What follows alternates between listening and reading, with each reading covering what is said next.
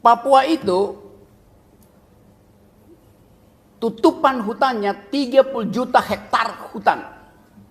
80% adalah hutan tropis. Saya hafal karena saya orang hutan. Di 37 juta hektar hutan di Papua, 20 jenis pohon. Ada 160 ribuan jenis serangga. Ada 6.000 jenis mamalia. Dan ada 500 masyarakat adat. Sekarang Omnibus Law akan dipakai di situ demi yang disebut food estate. Berapa ratus jenis spesies yang akan hilang. Berapa ribu pohon yang akan ditebang. Berapa ribu ulat yang akan kehilangan tempat dia bermukim di kaki pohon. Berapa ribu cacing yang akan diangkat dari habitat aslinya. Berapa ribu burung yang tidak mampu lagi bersarang. Itu pertanyaan politis, bukan sekedar pertanyaan etis. Politik apa yang menyebabkan Omnibus Law itu memaksakan untuk merusak alam Papua? Namanya politik akumulasi. Padahal di dunia ini, seluruh pemenang Nobel dalam 20 tahun terakhir ini tidak lagi bicara tentang akumulasi, tapi tentang distribusi, tentang kesejahteraan, welfare. Dan itu yang kita baca di semua jurnal internasional. Tadi saya baru baca tulisan di Foreign Affairs.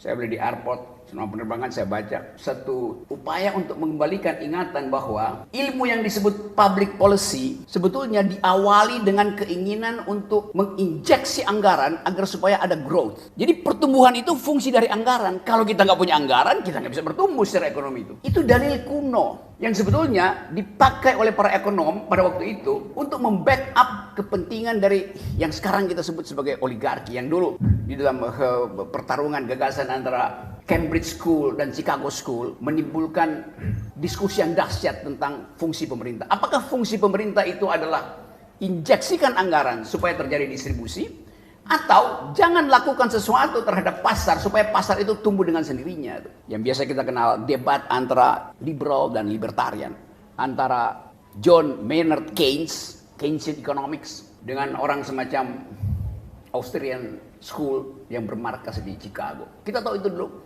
Debat makroekonomi antara kutub Cambridge dan kutub Chicago. Sekarang dua-duanya lenyap.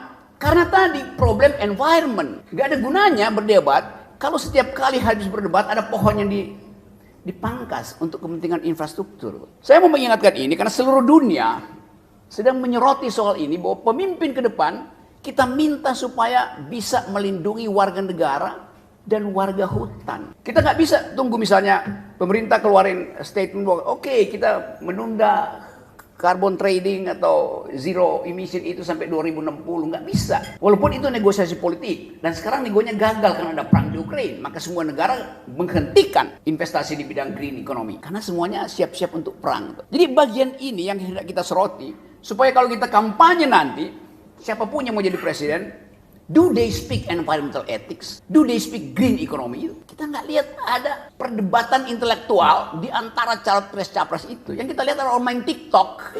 Capresnya taktok, TikTok, TikTok. Apa isi otaknya? Balihonya segede-gede tower Universitas Negeri Makassar.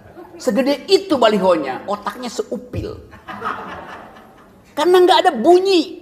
Proposisi intelektual nggak ada dari situ. Coba sebut satu capres yang ngomong tentang hutan di Papua. Satu capres yang ngomong tentang bagaimana bangsa ini diasuh oleh hukum publik, tapi juga harus menghormati hukum adat. Nggak ada capres begitu. Yang ada calon capres, yaitu Hasaireen Sitepu.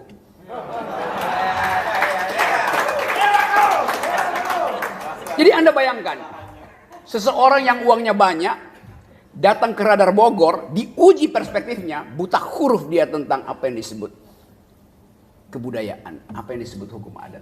Bagaimana kita mau pilih orang yang nggak tahu hukum adat, padahal dia harus memimpin masyarakat adat di Indonesia yang ratusan ribu komunitasnya.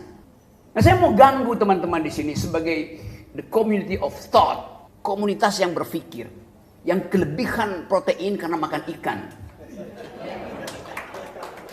Itu yang kita ingin bicarakan malam ini. Kita langsungkan pembicaraan hari ini Supaya ada suara intelektual diucapkan di tengah gegap gempita, suara yang menginginkan koalisi ini, koalisi itu. Yang nggak ada isinya itu, karena dia transaksi demi apa? Mengapa terjadi koalisi, transaksi? Karena nggak ada kompetisi bebas untuk menghasilkan pemimpin. Dikunci dengan teori 20% itu. Karena itu kita ingin nolkan itu, bukan nolkan, nihilkan itu. Supaya ada kompetisi itu. Sekarang orang yang buta huruf terhadap environment bisa jadi presiden. Lalu millennials bilang, ngapain kita pilih seseorang yang nggak ngerti masa depan kita? Masa depan millennials ada environment.